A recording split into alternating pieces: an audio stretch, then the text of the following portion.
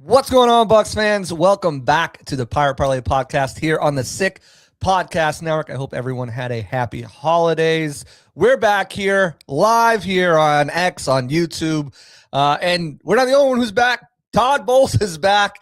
The Buccaneers are retaining their head coach for the 2026 season. He's under contract. There's been a lot of speculation about could he go, could he still go? There's still other shoes to drop. Harbaugh was...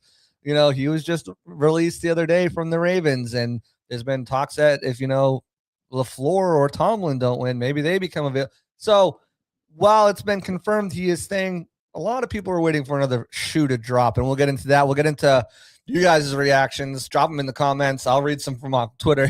There's a lot of people who are not very happy, and of course, we'll get into everything else going on with the Bucs and what it means for the future right after the break.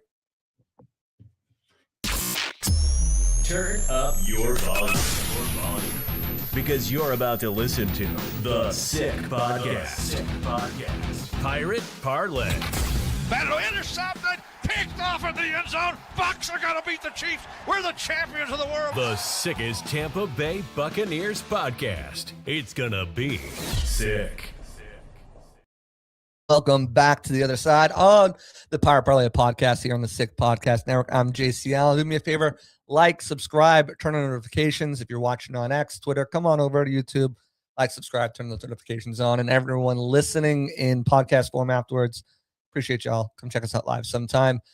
Guys, load the comments, whether you're on X, whether you're on YouTube, load the comments up. What are you feeling? How are you feeling about the news? Rick Stroud or the Tampa Bay Times broke earlier today that Todd Bowles would be returning.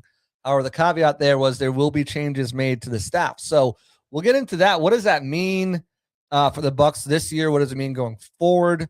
And to do that, we'll bring in one of our special guests. He is the boss man over at Game Day. It's not just Bucs Game Day. It's Knowles Game Day. It's Mavs Game Day. It's Commanders Game Day. I'm probably missing MMA Knockout. I'm probably missing one.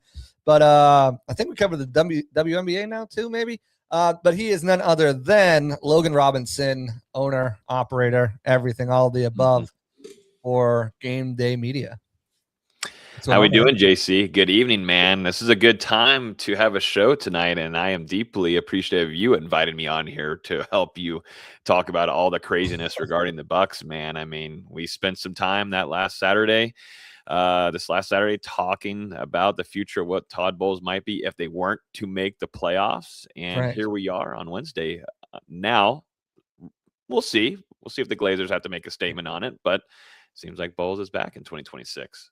Yeah, and I've perfect timing for my article this morning to come out over at Bucs Game Day. I wrote one about could the Glazers force him into retirement, ask him to make these staff changes, ask him to hire defensive coordinator and step away from play calling duties, or just kind of be like, hey, either retire or we're firing you. And it seems like one of them isn't happening, the fire or retire thing, but it does sound like through the grapevine that he will be making some changes to the staff.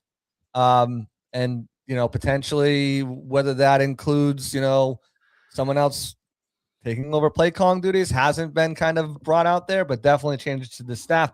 What are your thoughts? What are your feelings on this? I know there's a lot of people who are staunchly against this. He does have some supporters, and some people are just like, meh, it's not just him. It's a bigger problem, Some people want a clean sweep. Quarterback included. Yeah. Well, River, I about called you River. You're not River. I've had too many shows with River today. This is how this day has been. This is the fourth show. So hang in there with me a little bit. But going to our day on Monday. So we went to the locker room, and we had our interviews there.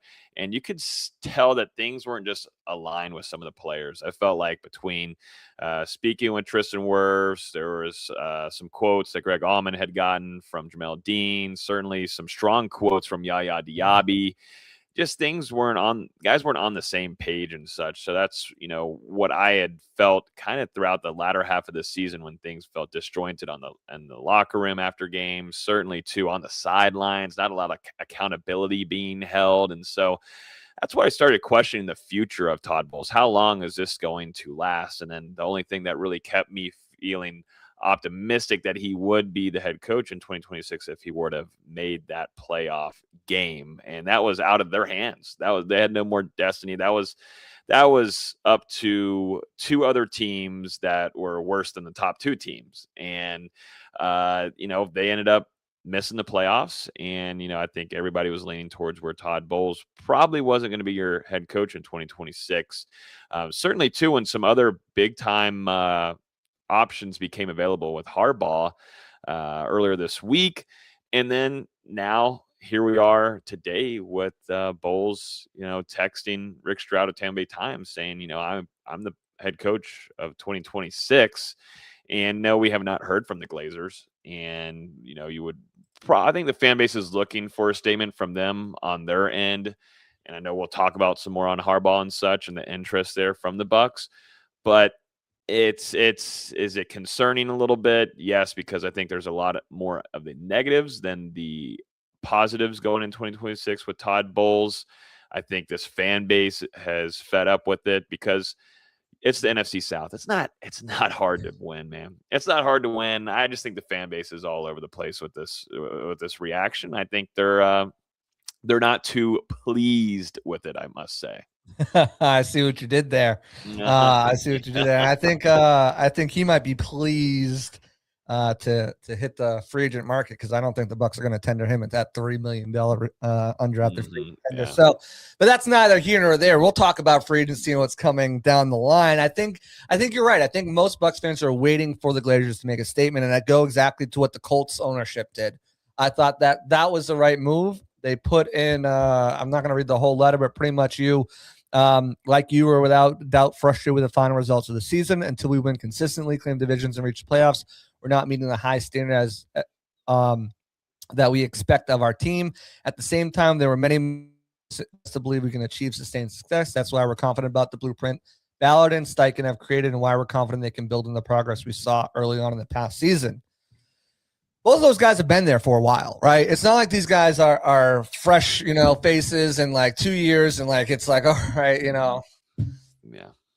we're gonna ride with you a little bit longer. They've been there for 4 or 5 plus years now at this point, and they haven't won.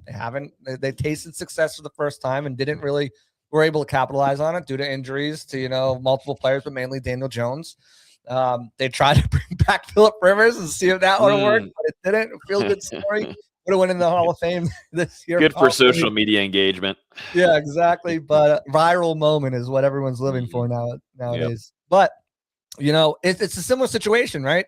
I think it's not as similar because Jason Light and Bowles have had success, unlike Ballard and Steichen over there. But just like giving that, hey, we get it. We're pissed off too.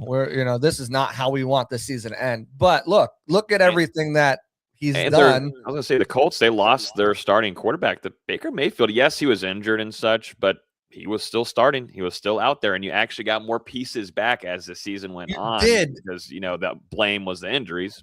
But you got the wide receivers back. And the wide receivers were a problem to an extent, but they really weren't. And when Todd Bowles was on the Casey Phillips show, whatever, the Todd Bowles show, he singled out the wide receiver group as being the single most deepest group on the team. And you think of what Tez Johnson did and Emeka did with all those players out. The biggest problem was the interior line. That was the biggest problem. Graham Barton was exposed by not having Cody Moak and Ben Bredesen next to him. And I think moving to left tackle in the beginning of the season kind of messed his brain up, and it took him a while to rebound. When he finally did, then Bredesen went out, and now, he's got Michael Jordan and Dan Feeney. Baker was so worried that the pressure was coming when he dropped back the pass from the interior because they couldn't really block anybody. Yeah. Although they ended up with the 9th least pressures in the league somehow. Or the 9th least pressure team amount of under pressure in the league. But and that goes on Baker too, right? Like dropping his eyes too quick and missing targets and missing throws because he didn't trust his interior protection. So, and it points to the reason why they ran. And none of that's Bowles' fault. So it's like,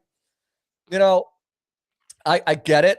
And it's not even really Grizzard's fault because when Grizzard was cooking, he was cooking. There were times early in the season we're like, wow, this guy's going to go too. Shit. This is it. Yeah, here we go. Get ready, Baker. You're getting a new offensive coordinator next year. And then Cody goes down, and then Ben goes down, and then Barton regresses without having someone with insane recovery ability like Moak next to him. And I think that was something. And I know you said, the Colts lost Daniel Jones and Bucs still had Baker, but I think those issues along the interior offensive line really the defense is its own problem, but on offense, I think the issues along the interior is really what hampered this offense from getting back, even with all the weapons. And of course, 2 shitty rain games in Tampa didn't help either.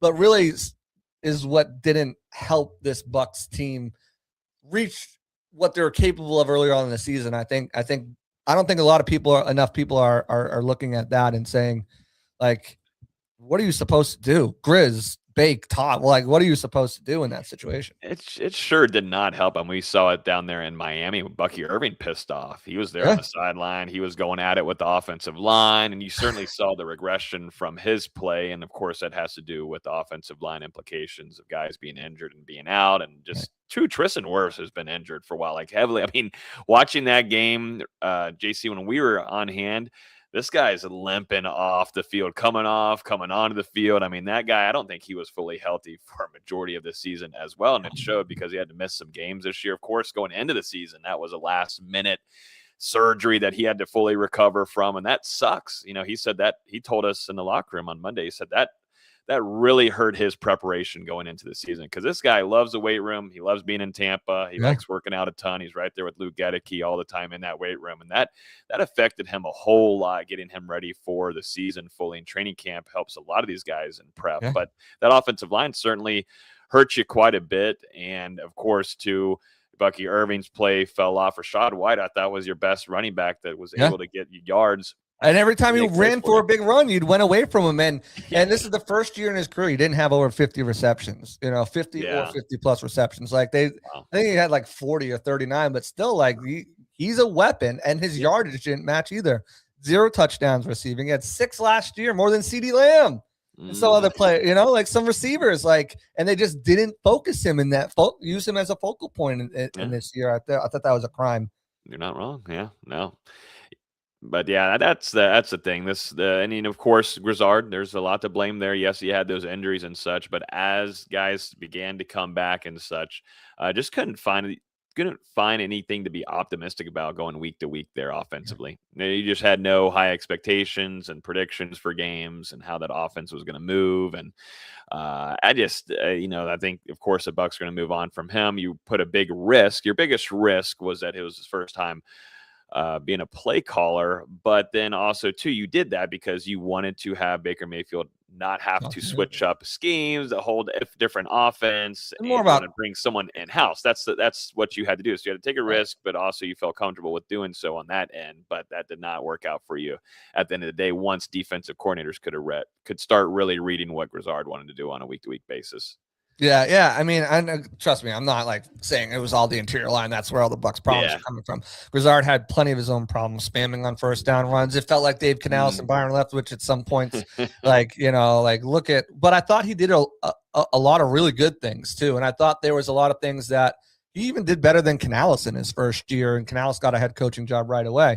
So, I mean, injuries are definitely part of it, but yes, predictability in the game plan. And, even like when there's just so much blame to go around. Like, literally there is. And I want to toss more of that blame around here in a minute, because I think the players deserve a lot of it too. And Jason Light is the guy who brings all the players in. He's not being talked about enough, I don't feel like, either, with some of the moves he made. And again, like, this is coming from a guy who predicted them to win a Super Bowl.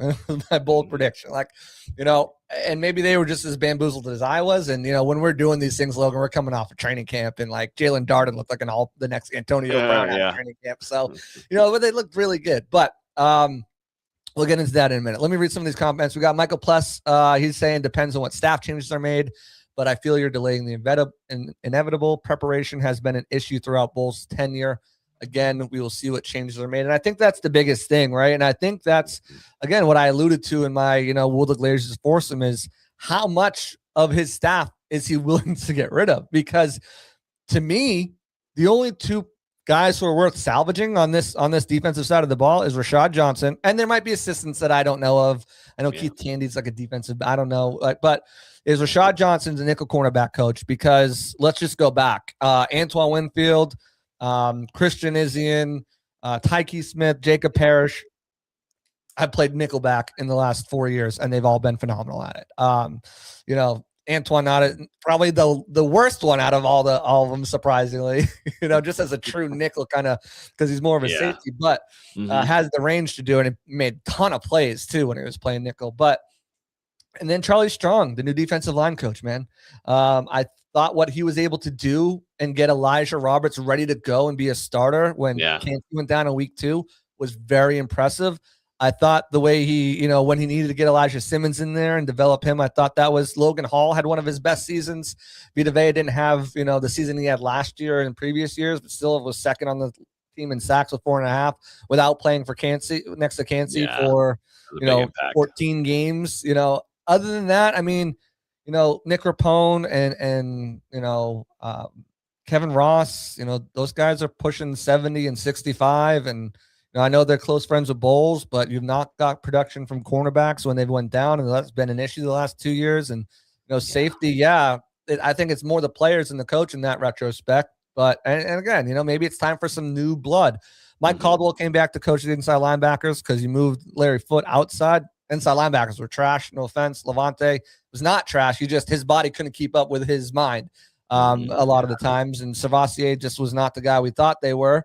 And Larry Foote really didn't add anything to a linebacking group, which makes look more like Shaq Barrett and JPP when he was coaching the outside linebackers. So, and then you move George Edwards to a pass game specialist, and the passing defense finished with 30 touchdowns allowed, 27th in the league, allowing 238 yards per game. They all need to go, in my opinion. And Bowles probably needs to give someone DC. The loyalty can kill you, man, as a head coach. I mean, I see it here with this helmet behind me. I mean, you keep guys around assistants, coordinators for too long, and eventually it catches up to you. And I think it's fully caught up to Todd Bowles at this point. And I think some younger coaches are in need. Some different juice inside this locker room would be good. Maybe you'll get click a little bit better with some of these players. But yeah, there's certainly going to have to be some big time coaching changes. We'll see a whole ton more on the defensive side than what we'll see offensively, because I think you have some strong assistants there. But they're going to look for new offensive coordinators on that end. But there's just got to be a rehaul there to me. Or if not, I mean, that's probably what that conversation had to be had with the Glazers and, Jason Light, that Todd, you're going to have to move on with these guys that have been with you for a very long time. It's got to happen. Those guys will probably move on to retire, but this has to be it. You have to completely retool it all around there because there's just been too much of player development that just has not been had, as we're seeing in the comments over here. And then just preparation, just like Jamel Dean told us. I mean, Jamel Dean told Greg Allman that, hey, we prep during the week and everything, but once bullets start flying, once we get out onto the field, everything just goes to crap. And that's the major issue. And now I said guys weren't buying in. Yeah, and that was brought up to Todd Bowles. You remember hearing that in the presser? That was brought up to Todd, and he said he did not hear that comment, obviously, because it was just a few hours before we spoke with him. But he was kind of stunned by that comment and said something along the lines that I don't care how players feel. I care about how they play. And so definitely not aligned there with one another. Yeah, I think that leads, and I think I talked about this on the podcast. I definitely talked about it with somebody or somewhere, but some of the guys, like a Hassan Reddick, a Kendall Vildor, some of the new guys brought in, even some of the rookies who kind of, maybe, haven't been around the defenses that weren't there. I mean, I say rookies, but it's really Parrish, Benjamin Morrison, and Elijah Roberts. And Morrison's been injured all year, and Parrish played great. So I don't know, maybe it's some of the rookies and maybe some of the new guys they brought in, maybe some of the veterans who knew they were on their way out and weren't going to get another contract that just, was like, this is it. I'm just going to come to work and wait for the season to be over. And which is strange to say for a team that was literally in it the whole way till the very last game. Which is crazy. It's got to be in a movie somewhere. It's got to be in some kind of 30 for 30. It's a 30 for 30 type of experience. The NFC South experience. Right.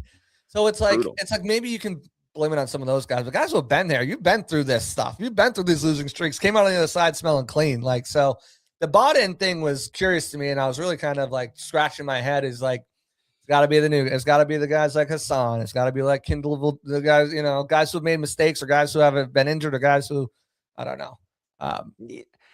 You know what concerns me the most about this and Bowles coming back and such, like you were just mentioning, you were still in this out of nowhere, but you didn't see any fight from this team. Yeah, they're out there, they're going to make plays, they get paid to make plays. That's going to happen, but you didn't see like ton of fight out of there. I mean, that like the Mike Evans game, Atlanta, like there was Mike Evans. Mike Evans is making plays. Of course, you're going to see Baker Mayfield do what he does. He's highly competitive. He's going to get into a defender's face, but he does that to try to rile up this team. And it worked really well last year because they were up there putting up points and they were helping their defense that was starting to decline, as we saw a full decline this season. But there was not a lot of fight from this team. And I don't know. That's my major concern moving forward. That's still your head coach going in there. And I know there's chatter about, okay, does he give up play calling duties and then you find a new defensive coordinator and such, and Todd Bowles rolls into a CEO role? I don't see that as a fit for Todd Bowles. I don't think he even really wants that. He definitely doesn't want to give up play calling duties. We know that. But I just don't see him as being the CEO type to fire you up. And of course, he's going to be hands-on with other things, of course, and he's a very intelligent defensive mind. But the thing is, though, I just don't know if that is really the role that is really good for him. He's not a Mike Tomlin. That's not the case. He's not an extroverted like that. I'm a Steelers fan. I know what Mike Tomlin is. That's just not Mike Tomlin. Todd Bowles is a whole different human being than that. I just don't see that where that's going to be a fit. And if they did have that conversation, JC, the Glazers with him, like if he's saying that I'll make changes, is he making changes to his own self of giving away duties? Yeah, that's the thing. I think that's the thing, right? And if you guys are just joining or watching the Pirate Parlay podcast here on the Sick Podcast Network, I'm JC Allen, your host, joined by special guest Logan Robinson of Game Day Media. That's the thing, right? And it kind of goes back. Has he spread himself too thin? And I wrote about this. Has he spread himself too thin? I mean, you think about it, the last 3 seasons, he's had to get a new offensive coordinator. And in doing such, he's had to spend more time with them, first-time play callers. And I don't want to say neglect, but definitely delegate some of his normal weekly responsibilities that he would be doing. Again, the year Byron was here or when he was just a defensive coordinator, has he spread himself too thin with these first-time play callers where he's got to, kind of watch over them and make sure everything's going well? And that's the kind of question that leads to it. Has that led to issues on the defense? Has that led to maybe him not being able to, and I see a bunch in the comments, so we'll get to the comments here and again in a second.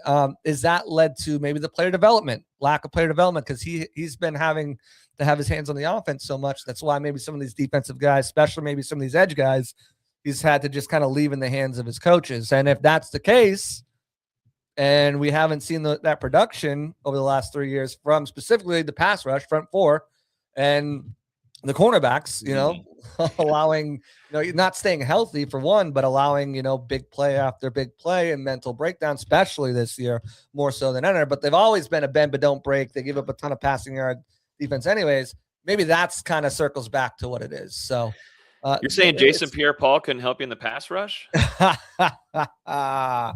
They're lucky that they didn't make the playoffs because they would have had to sign him to the active roster for the play if they made it because they ran out of things. I got a comment from What's Buck and said, I've seen this guy, Jimmy highlight. I've seen this guy in like 20 podcasts today.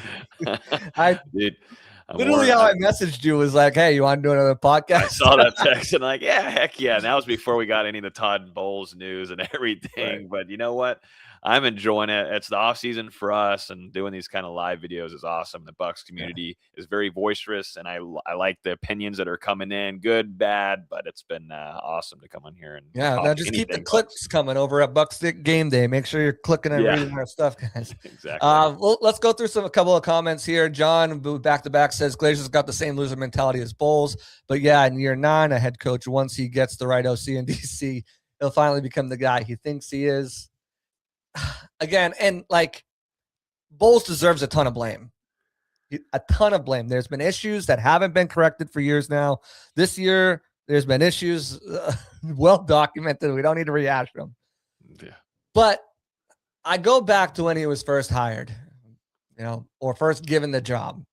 Middle of like April, draft is, free agency's done. Draft prep is mostly done.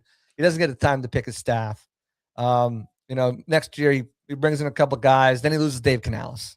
Next year he brings in, then he loses Liam Cohen. This year he brings in Josh Grizzard, and then the roster is just decimated by injuries. The offensive line, every player on the offensive line, but Graham Barton missed a game this year. Actually, I think he missed the game too. I think he did miss a game. He did week 5 or something like that. So every starter missed the game. Yeah. All of your receivers missed the game except for Egbuka and Tez and Sterling Shepard. But I'm talking like 1 through 3. So and not to mention the Brady years, dealing with all that cap trouble, getting out of that, and just Jason kind of going bargain dollar store. I mean, you can make the room, dude. The cap is easy. And maybe that comes from the Glazers not wanting to spend the cash, but you can make the room to bring in marquee guys. You don't have to scrape Hassan Reddick off. And I know what he'll say is, there's a reason why teams are getting rid of him. Sometimes they just can't afford him. And sometimes it doesn't matter why they're getting rid of him, because what he is or who they are better than what you have on your team. And you need an upgrade there. So sometimes it's going to cost you a little bit more. Lucky you live in Florida. Maybe you can get a little deal because there's no tax. So it's all over the place. And those are some of the issues that Todd has had to deal with over the last couple of years. And, again, there's things that he definitely, has trouble with clock management. It's a thing. It's a real thing. It's his kryptonite. He's not prone to go for it, all the time when you want him to. He'll rather take the points. But again, some of those things I go back to, did he trust his defense this year? Did he trust his defense last year? Shit. And part of it too is I remember coming out of that Saints game, Logan, we were like, wow, the defense, so it's finally clicked for them. Yeah. They 3 points allowed by the Saints. They had I think that was the Anthony Nelson game. And then, just started falling down. It started falling on itself. I know our guy Caleb just shared a tweet of Baker Mayfield. He also put it on his Instagram story as well, but I think this is just an ad that's coming for him, some kind of commercial or something of that nature that he probably has in his contract. That probably the week after your season ends, we need you to put this out. Or are those just planned? But that's just a Baker. I don't think Baker runs his own socials either, guys. No. Yeah, absolutely not. And when he does, you can certainly tell on his Instagram stories. Right. He's liking things, but posting, I don't know if he's necessarily doing that. Yeah. Just wifey though. Just wifey. That was pretty funny watching some of the videos that she took of him having to watch that Saints and Falcons game. That was everybody having to watch that game, including us. Of what are we going to be back in Raymond James Stadium this upcoming weekend? But yeah, Jason lied. I was talking about this on Jay Reacher's show earlier today, and I put a lot of it, and he put out a video of one of his takes on Jason Light and point out some things, and I guess he got some heat for it, but I don't think he should be getting heat on it. I think there's certainly some things that you can point to to Jason Light that got to do better, and it starts with pass rush, and that has been a massive concern for me. There's a guy that wore this helmet right back here that I think the Bucs should have traded for a couple years ago, and that's Jared Verse. They need a pure fire, a guy that you could start day one, impact guy that can get to a quarterback. And you see what he's doing right now. He was defensive rookie of the year last year. Didn't want him, but Chris Braswell, how's that worked for you? To be honest with you, no one they took in that draft in the second round or beyond at edge player would have. Maybe Jalix Hunt or Austin Booker, but that was just a terrible edge draft. Besides Jared Verse, Kwity Paye. No, that wasn't Kwity Paye. Who else was in that one? It was Jared Verse. Penn State. What am I thinking here? Dolphins now. Am I on Dolphins, right? Jalen Phillips? No, it's Penn State. Golly, someone in the comments will let us know. On the Dolphins? Defensive end pick. Who was that? I don't know. But still, yes. I mean, the need hit. Chop Robinson. Chop. Yeah. I like Chop. Yeah. He's been all right with Miami. But, and Louis from my next comment here, he says, I think the blame goes around throughout Tampa Bay Buccaneers, coaching, players, and yes, the GM. And I think that is, and again, you guys have to remember, and I'm going to write a story, and I'm just going to give you guys a little sneak sneak peek here, but it will be up on Bucs Game Day tomorrow. But if you guys are watching, you get the sneak peek. And I shared this with the boys, but you got to remember, like, Jason likely met with Todd before Todd met with the Glazers. And Jason likely met with the Glazers before Todd met with the Glazers. So assuming that meeting happened between Jason and Todd before, Todd's meeting with the Glazers, they definitely could have sat down and like, look, obviously it didn't work out this year, but what's the game plan moving forward? Because Jason's he's the GM. He's part of the hiring process of head coaches. So he's got to have that conversation with Todd just to make sure that he's still the guy I want here, right? Yeah. So there's a feasibility there that they could have said, all right, this is what I need to do, right? I know I need to get rid of, McGahee's got to go. Probably, who else is going to take the fall? Who else is going to take the fall? And what are the plans for 2026? So, like, when they have that meeting and then Jason meets with the Glazers to tell him, like, yeah, I think we should keep Todd because, again, he likely had to present them with some sort of game plan for 2026, the offseason. I'm not talking specifics like, oh, we're going to go after Max Crosby. We're really going to look for Sonny Styles or, David Bailey from Texas A&M. Like, that's what we're doing. Like, this is the game plan. Like, but hey, we're gonna make some changes on the coaching staff. We're gonna be aggressive in free agency. We know we need, edge rusher. We know we need linebacker. We know this is the game plan. Because if they didn't have that conversation, which they did, and he didn't have that conversation with the Glazers, and Light didn't feel comfortable, Light would have just told the Glazers in their meeting after his meeting with Todd, like, hey, it's time to go. Like, it's just not gonna work out. But because of that, because he didn't, and I'm assuming went to bat for Bowles, the Glazers would have been like, yeah, do what you need to do. We understand, listen to the fans, look at the results. Like, we know what you need to do. And I don't think it just is because of the 20, 25, $30 million buyout, right? I doubt the Glazers would have been fine with the status quo just to save $20 million over the next 2 seasons. I have to think they were assured changes to the staff and a splash in free agency or trade or something like that to bring back these alienated fans, because you guys can bitch and complain in the comments all you want. If they go out and sign Max Crosby, Nakobe Dean, and give me another big Mike Evans is back and a big free agent, or they make a trade for Myles Garrett. If they made a trade for Myles Garrett, you guys would be buying season tickets like it was nothing, and that's part of your job as a fan. You're supposed to be fanatics. That's what fan is short for, and not the overpriced clothing company. They're not a sponsor of mine, so I can say that. Or they're not just clothing, but you guys know what I'm saying. But like, you got to understand, like, that's a situation in the reality. Like, they're going to do some things, and you can cry all you want everywhere, and nothing's going to change. So you guys can, people are going to buy season tickets, or other team fans are going to come fill the stadium, and like, that's your prerogative. At least you have the Lightning that are good right now. You got that to look forward to this offseason that can maybe give you a little bit of a distraction. But that's my question mark. How many people are going to be re-signing, trying to get back into season tickets for the Bucs this upcoming season? I think they just did like a 2-year contract for fans that they have to do this last year. So no matter what, some of those fans will be coming back. But for new ones, it's going to be tough to really market this team unless they do make a splash hire. I know a lot of people are looking for that. Could it be a scenario? So we gotta have all the fun, crazy scenarios that the Glazers do. Harbaugh to Miami, Mike McDaniel, your new offensive coordinator. Right. And then 2027, your new head coach. I'm glad you brought out Harbaugh, because that's something I want to talk about too. And like, I know a lot of people are out there be like, well, when did they meet with him? Did they meet with him before or after Harbaugh was fired? Jenna Lane helped clear that up. He was notified after Harbaugh was fired. But that doesn't mean they didn't make a call, because Ben Albrecht, he covers the Broncos. I forget where he's at now, but he was on a podcast. He's pretty dialed in insider. He was on a podcast and said the Bucs did call for Harbaugh. They did call for Harbaugh, but they told that Harbaugh wanted his own GM, which was a non-starter for the Buccaneers, because they're loyal to Jason Light and for what he's done, and for what he's been able to accomplish. Not just with the Super Bowl and with the draft picks and stuff like that. Mike Evans and everything like that. But they just weren't going to move on from him. They preferred to have Bowles and Light over Harbaugh. And I ask you, would you rather have Bowles and Light, or would you rather have Harbaugh and mystery GM? Of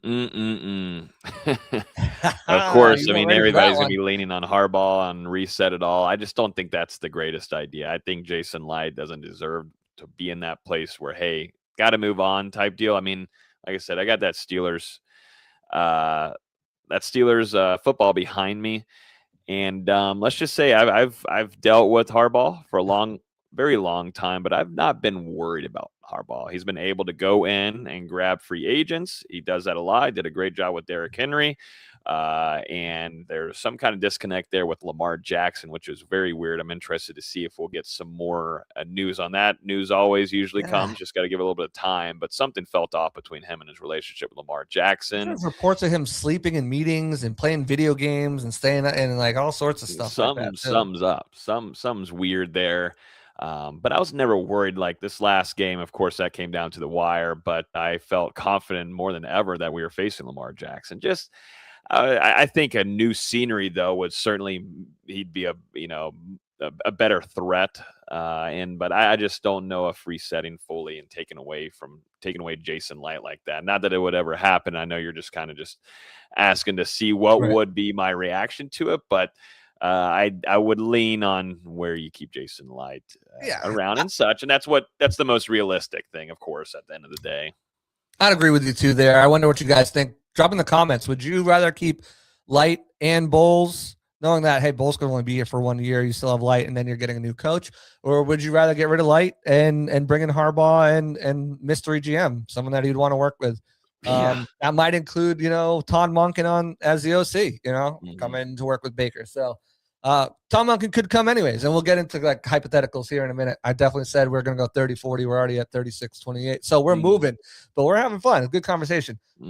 I don't think you move on from Jason. I think he's done a lot of good things, but there are some blind spots. There are certainly blind spots with Jason Light. Running back used to be one before Bucky Irving and, Rashad White to an extent. It's been edge rusher. It's been middle linebacker for him. He's just not been able to get them, but he's also hasn't, they'll go back last year in free agency in the draft. They flooded corner and they flooded wide receiver. They didn't really touch other part. And they got David Walker, but I mean, they had David Walker, Hassan. I don't know if that was ever enough. I think he needs to be more aggressive. He needs to go out there and fix these issues, and if they got to push Cap down and I'm not saying play the Saints game, but if you think this is a couple pieces away from competing, and we heard all summer that this is a Super Bowl team, you got me buying into it, then, if you feel that way last year, you should feel that way this year because you're not really losing anybody.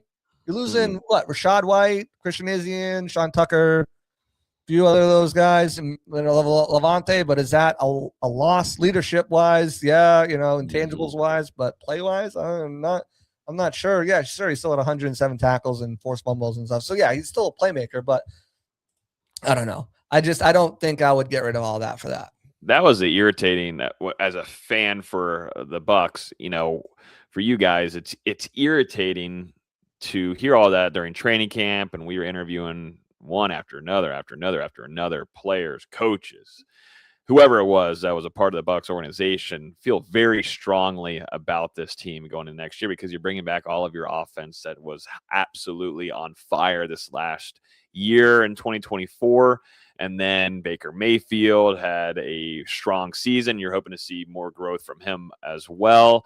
And then you also added in some really nice pieces with Emeka Egbuka at the wide receiver position. And of course, too, with Bucky Irving in year 2, Tez Johnson coming in and showing signs in training camp. Like this whole team was feeling really good. And then too, defensively, you're like, okay, well, hopefully with Hassan Reddick, that really matches well with Yaya Diaby on the outside. That can maybe see a resurgence, like, we'll see Hassan Reddick maybe, be like, okay, this could be a guy that could be long-term for the Bucs if this season goes well. And that means if Hassan Reddick does well, then boom, you've got Yaya Diaby probably, excelling on the other side as well.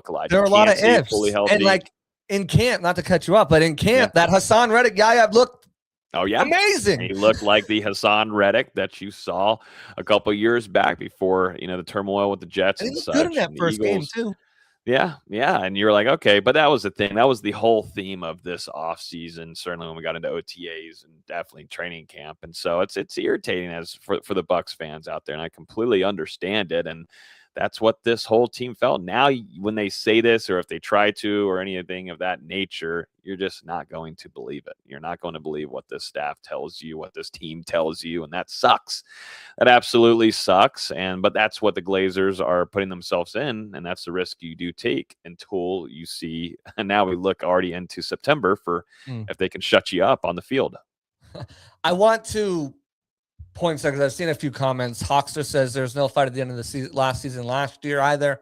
Everyone forgets that because of how Liam left. And then Bucs Live 52 says Glazers really don't know how to manage any team. They just did fire their coach from Manchester United or manager or what. I don't know what they call them. What do they call a hockey soccer manager, football? Is it a manager? No. Yeah, I think it's a manager. Whatever. They fired whoever the dude is in charge. Oh, yeah. I watched plenty of Ted Lasso. I should know that. Yeah. But they fired him too. But he says they don't know how to make the right decisions. They let Liam go to keep Bowles, and now they retain Bowles again. Let me put that to bed. Liam likely wouldn't have stayed on as head coach, even if Todd Bowles they offered to get rid of Todd Bowles. Think of what Liam did in his first draft. What did he do? What did he do, Logan? What did he do? He traded a future first-round pick. Mm-hmm. Yep. Jason Light would never. He won't trade a seventh-round pick, let alone a first-round pick. It's just he comes from the F them picks over in McVay and I can't think of names today. Whoever the GM is out there, famous for the F them picks line. I can't think of his name. Rams yeah. Guy? Yeah, but I mean, it don't matter. Like that would have never been a marriage that worked out. They didn't make a move during the season. It was Snead. Les Snead, yep. Yeah, they didn't make a move last season at wide receiver when they clearly could have used one, or anywhere where they could have used help. That was a big thing. I don't think that would have ever worked between Liam and Jason really for it to be like a positive relationship that they wanted to go. But again, yeah, Kings, I bet if they got rid of Light, Liam probably would have stayed. maybe, I don't know. But you can't just get rid of, you can't just, it's difficult because it feels like the same pain points are coming, not just from the coaching staff, not just from the players, but from Jason and the GM and the front office itself. It's like pass rush, crap, offensive line depth.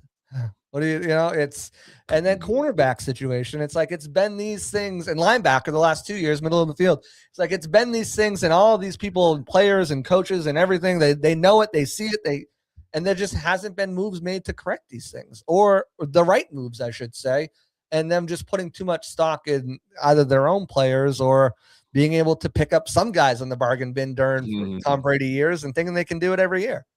Zion McCollum, he got injured, season-ending injury for him, but he was not having a good season. It was ugly. Started off all right whatsoever. Well, started off with 2 missed interceptions, so that wasn't honestly all right. Yeah, and that's one thing that he Falcons game, and he dropped one in the Texans game. Yeah, just not a pretty season from him, but that was a disappointment. And then, of course, Dennis had a really rough start to the season as well. And Levante David, like you said earlier in this show, he's just old, man. He's older, and that's just the case that it is for him. He's one of your guys that holds accountability mainly after games. I just don't see that on the sideline anymore from him, and a lot of the other older veterans that are on this team, like an Antoine Winfield, that I thought would step up and be a little bit more voiceful. I mean, we saw some interactions after that Atlanta loss. Like, a lot of those players were pretty ticked off. Even you saw Vita Vea speaking with some of the players leaving the field, and Antoine Winfield and such. But that happens after games. That always, for some reason, happens after games. Never happens during. We don't know what happens at halftime. We're not in the locker, and we don't, know that. Well, we should, as the media, should ask, what are y'all doing at halftime? Like, who's talking? But we're gonna get that. This is a very well trained locker room and coaching staff. Like, the fact that Yaya said what he said, the reason why it got so big is because it's not. This team is very, especially this season. Logan, better than anybody. Yeah. This season, it has been tight-lipped. Injuries, locker room drama, anything has been very tight-lipped, and like, not just from me, but like, I mean, look at Rick and look at Greg and look at Jenna. Like, when was the last time? Obviously, Rick broke this, and he broke the What did he break right before the premiere? He broke something. Oh, the contract extension for Luke Gedeke.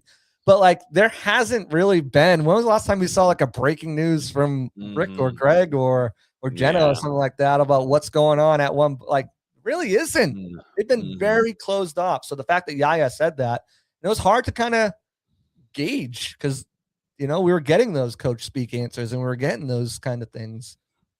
Yeah, no, that's the thing. I think there's a lot of alignment that needs to be done between this entire team, definitely defensively, to get onto the same page. But it's going to be we're all eyes on what Todd Bowles is going to do. He's going to get relieved these play calling duties. I think that's going to be our biggest discussion throughout the next. Well, we'll see, 48 hours or early next week, whenever these staff changes are made. But that's going to be the thing. And this defense, there are some young pieces there that you feel highly on, but still, Jason Light's got to do a better job in this upcoming offseason, including the NFL draft, free agency, whatever type of moves that need to be made, because pass rush is still a major issue for you. And you even pushed really hard for Kalijah Cansey to come back from a pectoral injury. And he made a difference. He's got to stay healthy next year. There's so much stuff we can get into, guys. Like, there's so much stuff, and we'll be back for sure to talk about all this and more, and what other moves. We still haven't touched on free agency. I haven't touched on OC potential hires or DC potential hires. So much. But I mean, we got 550 of y'all rocking in here. I do want to run through these comments. If you got time, Logan, you can hang out. If not, I'll run through them by myself. Because I appreciate everyone taking time to write stuff in here. I'm not going to give you long, drawn-out answers like I did some other ones, but I will get to everyone's comments. Appreciate everybody in here. Like, subscribe, turn on notifications. You're watching on X. I see like 500, and some of you are on X. Come over to YouTube. Link is in my bio. Like, subscribe, turn on notifications. That way you guys get notified. I guess you guys get notified when I'm on X too, but I'm trying to build the channel over here, guys. Help me out. Come on. All of you go over there now. I mean, boom. It would be crazy. Some of you already follow me on there. I appreciate that. Anyways, let's run through these comments. Where do we leave off? Cecil says player development is on coaches. I fully agree with that. Again, I am not on here on a soapbox to say Todd Bowles is innocent. Like, he's got his fair share of blame. But there is blame to go through, as the FPP said, blame throughout the entire Tampa Bay Buccaneers organization, starting at the top. And the Glazers, like, again, we don't know what they give Jason as like the cash money they can spend. And if you listen to Josh Capo, and he was on here last week or 2 weeks ago, cash over cap is everything. What they give Jason to spend cash-wise, because they can manipulate the cap. And if they haven't been giving him enough for him to make moves, then that's on them. And that starts at the very top. This season, the Glazers got to open up their wallets and say, all right, we got to do something. So, especially since they're keeping Todd. You can, Chris Cole says you can have full speed practices without pads. I get that. But Logan, how many times did we go to walkthrough Wednesday and there was like 18 guys in the injury report? You can't have a full practice like that. Nope. I mean, yes, some guys are, but now you're just getting guys, it's just as, not in a sport like this where physicality is every single play. It hurts. And I get some people say, well, why wasn't the backup in? If you didn't know if he was going to play, why wasn't, let's say it was Kindle Vildor. Why wasn't Kindle? Because if there's a chance they can play, and we're in a walkthrough because everyone's banged up at this point, you want them getting those mental reps for the game plan next to the players they're going to play with. So that's why it made sense to go to more walkthroughs with guys banged up, because at least they're taking the mental reps. Now, I know Yaya said, oh, it's a mental, but it's a physical game, and we need that speed. We need to get out there. We need to feel it and replicate it. And you can't with pads, because after week 11 in the NFL soft. But I get it. But if you're out there running with Mohamed Kamara, who's going to be on the practice squad, and Hassan Reddick has a 60% chance of playing, who do you want out there taking those mental reps with the first team? Mo Kamara or Hassan Reddick?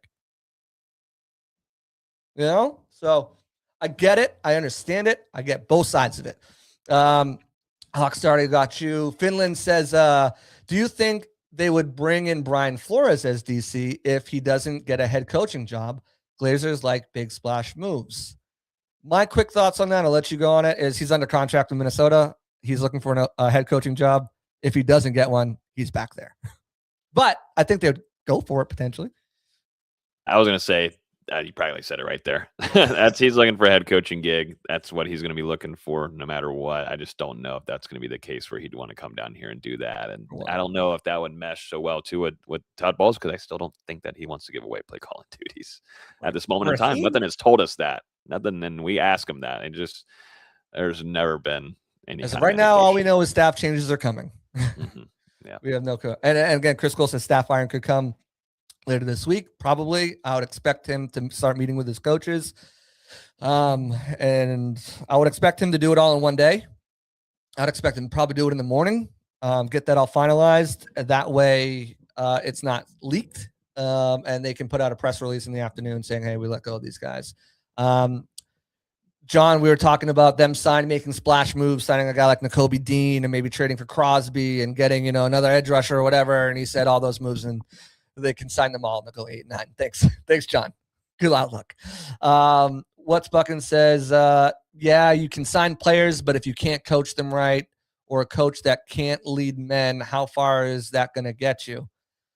I don't think Bowles can't lead men. I shared Levante David's comments from his post-game presser, his pretty much retirement speech, pre-retirement speech.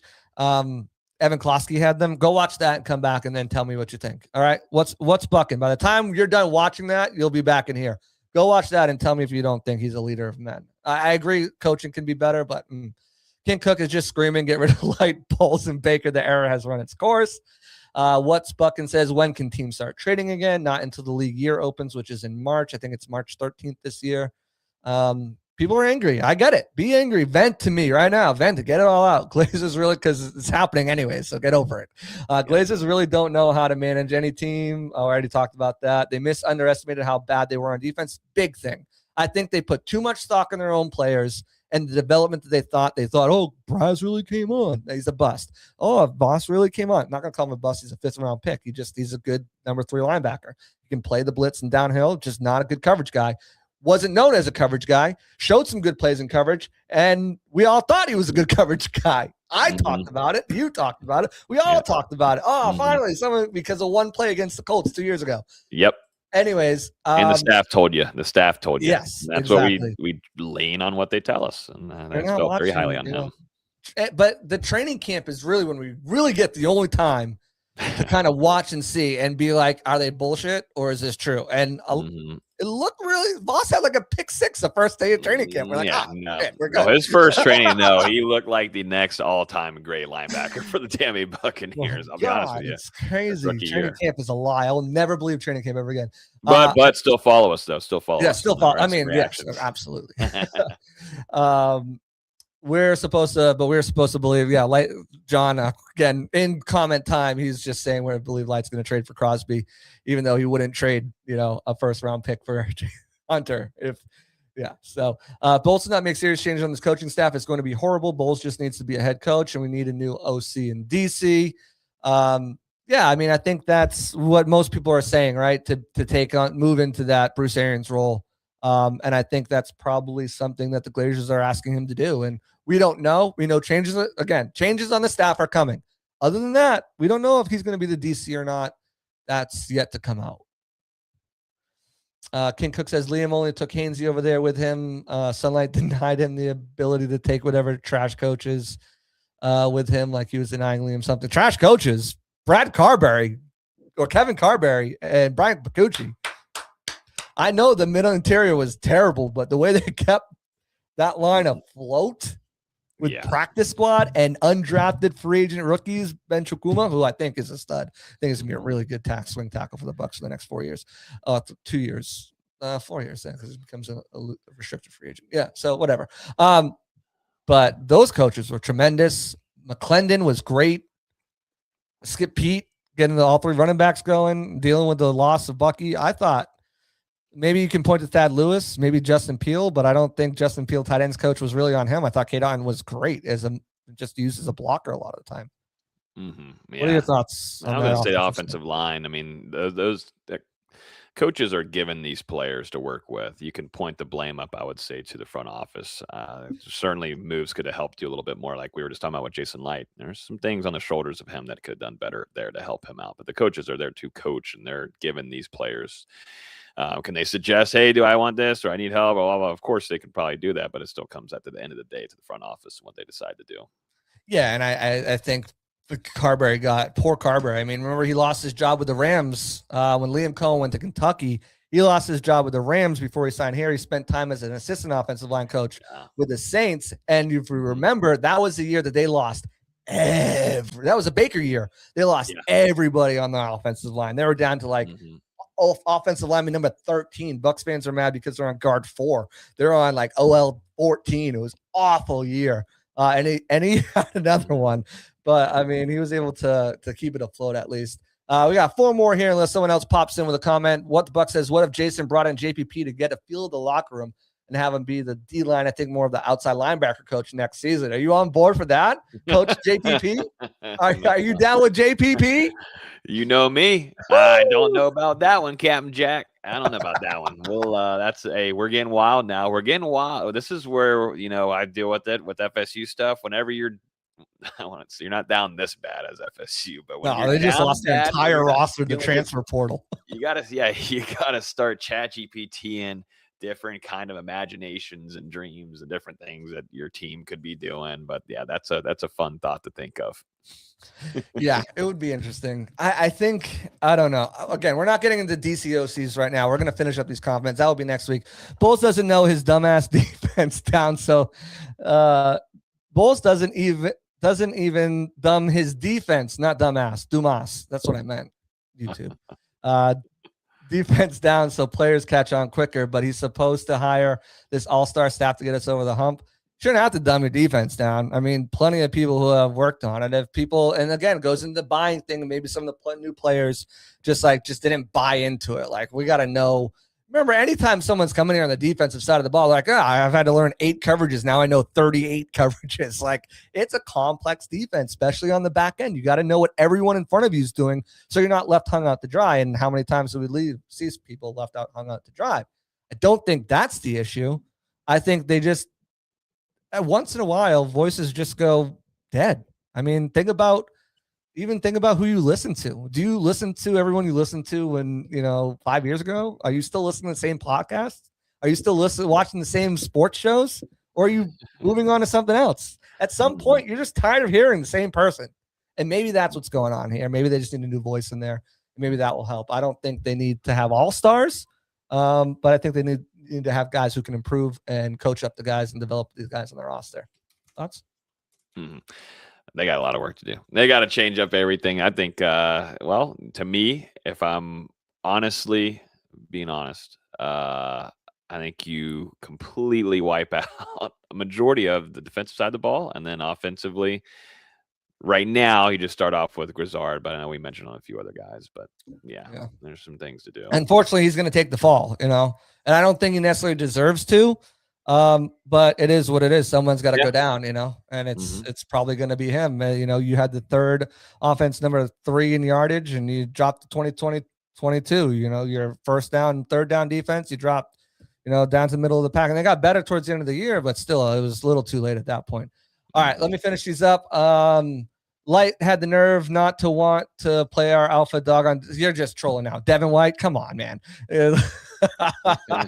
Hopefully make some changes fast before coordinators get picked up by other staffs. That is something I think they need to do. And I think we might start to hear some things trickle out tomorrow as far as maybe some changes on the staff. Brother, there's been coverage bust for how many years? Yes, dumb it down.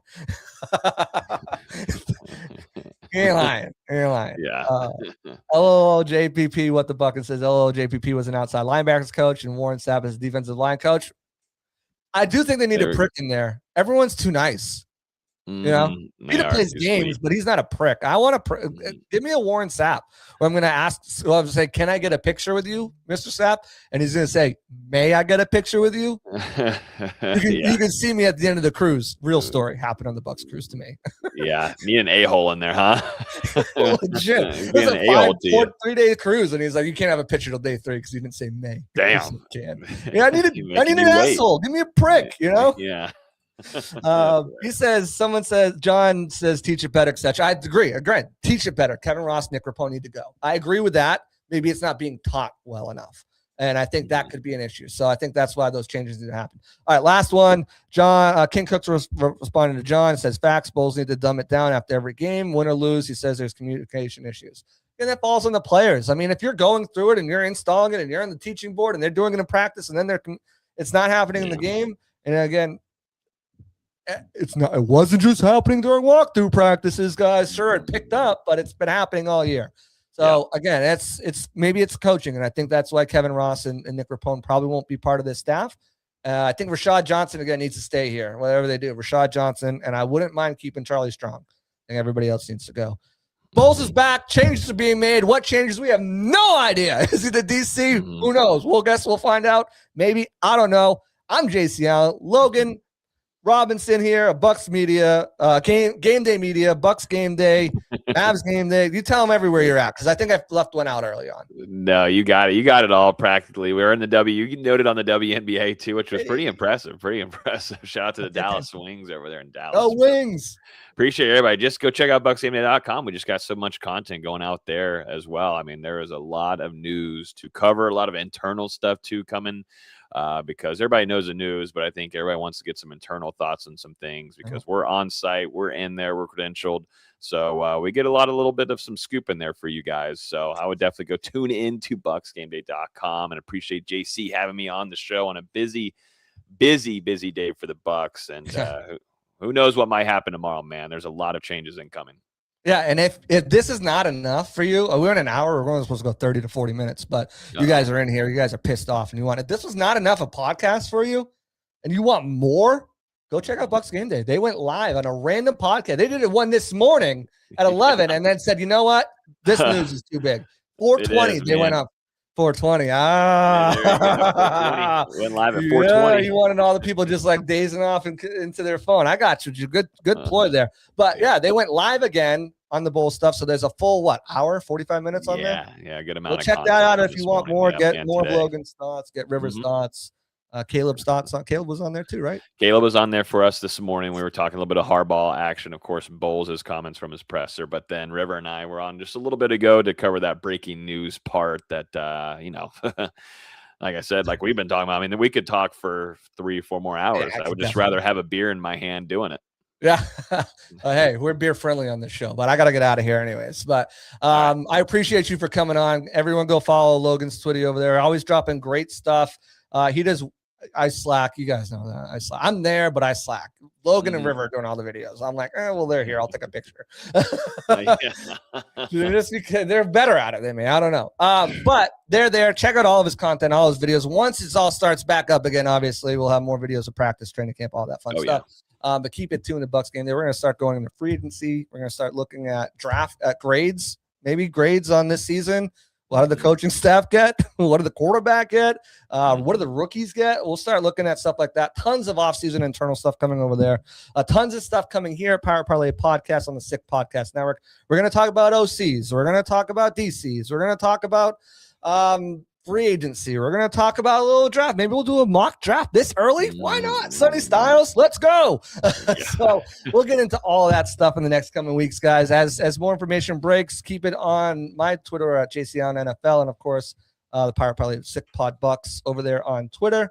Like, subscribe, turn notifications. Everyone watching on X, come on to YouTube real quick. Just subscribe. You don't even have to like. Just subscribe. Appreciate y'all. Everyone listening to podcast form, you guys are the best. Come check us out live sometime. Wednesdays at 7. Sometimes we do bonus shows. Sometimes we got to reschedule, but pretty much Wednesdays at 7. That's going to do it for me. That's going to do it for Logan. That's going to do it for us here at the Pirate Parlay Podcast on the Sick Podcast Network. We're out of here. Peace out.